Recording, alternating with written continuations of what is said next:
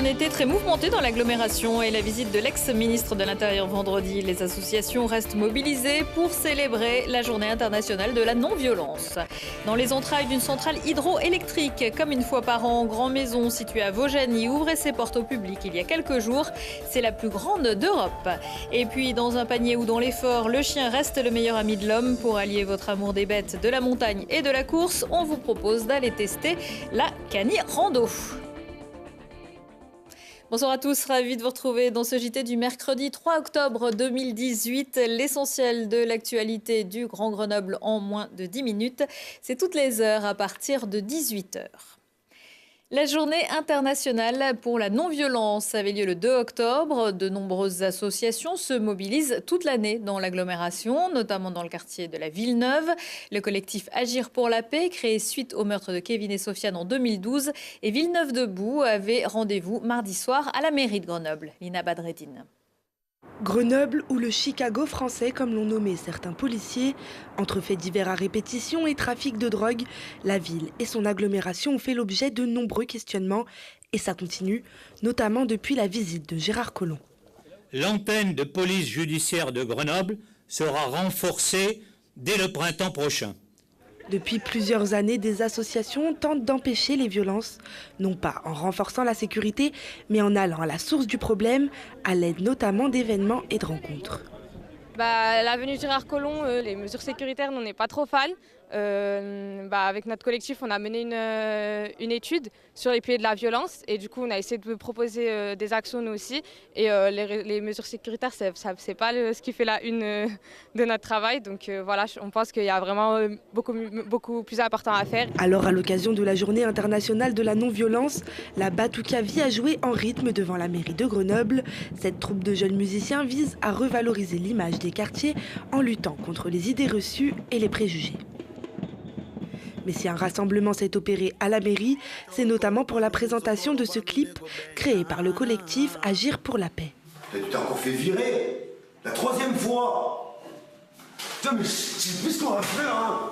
Espèce de merdeux, c'est pas possible. Du coup, ça partait de 2 idées en fait. La première, c'était d'ancrer quelque chose sur les réseaux sociaux pour que ça reste ancré justement sur le long terme, pour pouvoir réitérer peut-être l'année prochaine, que ça se diffuse, l'idée de la non-violence. Et l'autre idée, c'était autour d'une instrumentale commune, de symboliser justement l'unité et la paix, avec différents chanteurs de différents styles, de différents âges, voilà, sur une instrumentale commune. Symboliser l'unité. La première partie d'un hymne contre la violence, donc à suivre. En clôture de cette semaine, un spectacle de danse verticale aura lieu samedi à 20h30, place de l'Arlequin. Demain, j'enlève le haut. C'est le retour de la campagne de prévention et d'information du cancer du sein, Octobre Rose. L'occasion de rappeler que le dépistage peut sauver des vies, alors que 59 000 nouveaux cas sont détectés chaque année. Parmi les nombreuses manifestations prévues, le CHU Grenoble-Alpes propose demain jeudi des temps d'échange avec des professionnels du Centre de cancérologie de la femme dans le hall d'accueil de l'hôpital Couple-Enfants. En début de soirée, une conférence réunira plusieurs spécialistes autour du thème hypnose et cancer du sein. Rendez-vous à 18h. Au pavillon Vercors.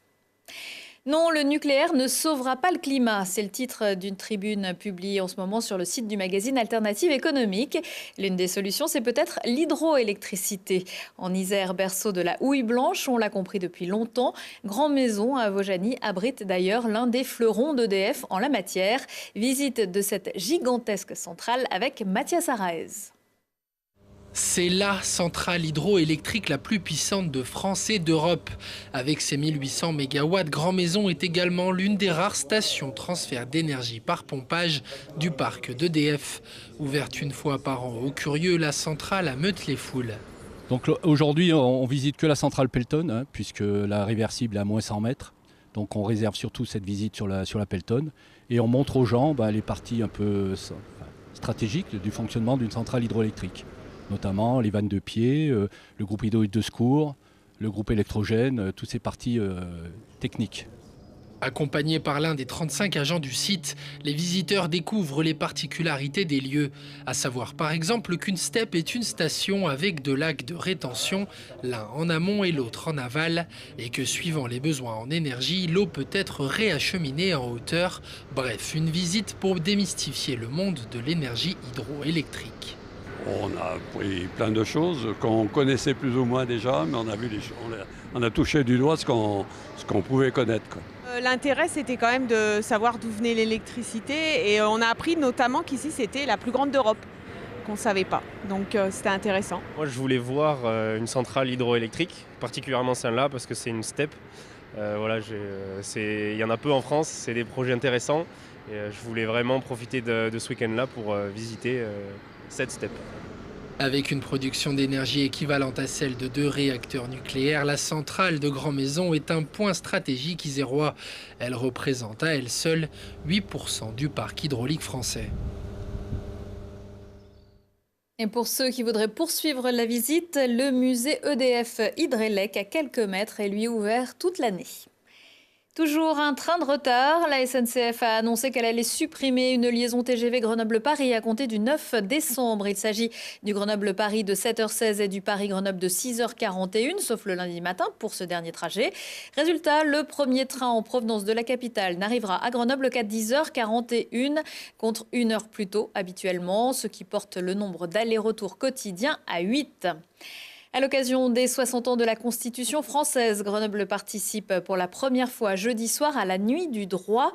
À partir de 18h au Palais de justice de Grenoble, vous découvrirez comment fonctionne le droit électoral à quelques mois du scrutin européen, les règles de la campagne audiovisuelle et la circonscription transnationale.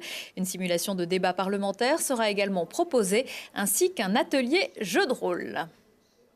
Et si vous profitiez des derniers beaux jours pour aller marcher en montagne et pourquoi pas faire une cani rando? Vous l'aurez compris, c'est l'alliance du chien et de la rando, mais pas n'importe quel chien, Laurie Baillet. Marcher, oui, et avec un coup de patte, c'est encore mieux. La cani randonnée est une activité qui se pratique avec un baudrier, une longe élastique et un chien d'attelage qui aide à l'attraction. Un moyen efficace d'avaler les dénivelés sans souffrir. Marion est meucheuse, elle travaille avec des Alaskan Husky, un croisement du temps de la ruée vers l'or entre chien de chasse et Husky de Sibérie. Le choix de ces chiens, de cette race de chiens, c'est que je voulais des chiens de traîneau qui aillent en liberté, que je puisse détacher.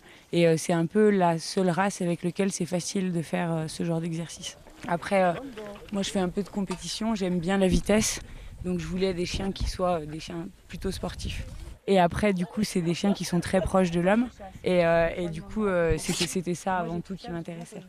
Pour faire partager sa passion, Marion a créé en 2008 Alpenteam, une école de traîneau dans le massif du Vercors où elle possède aujourd'hui 35 chiens qui ont tous une petite particularité. La particularité de l'équipe, c'est qu'ils parlent tous allemand. Il y a un musher allemand qui m'a donné des chiens. Un attelage de 8 chiens qui parlait allemand, qui était extrêmement éduqué. Et du coup, c'était plus simple que moi, j'apprenne les ordres en allemand. Tous les chiens qui sont arrivés par la suite, j'ai même 2 chiens espagnols, ils ont appris l'allemand en 1 semaine. Quelque part, ils sont vachement plus intelligents que nous. La cani randonnée est une activité ludique et sportive qui peut se pratiquer dès 4 ans. Nous, d'origine, on adore les animaux, donc ce genre d'activité, c'est vraiment ce qui nous branche. Et dans un lieu comme ça, c'est vraiment magique. Moi j'ai trouvé ça bien parce que pour une fois dans les randonnées et dans les montées on n'a pas à faire d'efforts. On a une relation, donc on a son chien, quoi. Voilà, ça c'est sympa aussi d'avoir son partenaire dans la rando, quoi. La pratique des sports d'attelage canin, c'est toute l'année, été comme hiver. Alpenteam propose aussi des balades en traîneau à chien et de l'initiation à la conduite d'attelage. Pour tout savoir sur cette activité, vous inscrire, vous pouvez contacter Marion sur son site internet alpen-team.fr.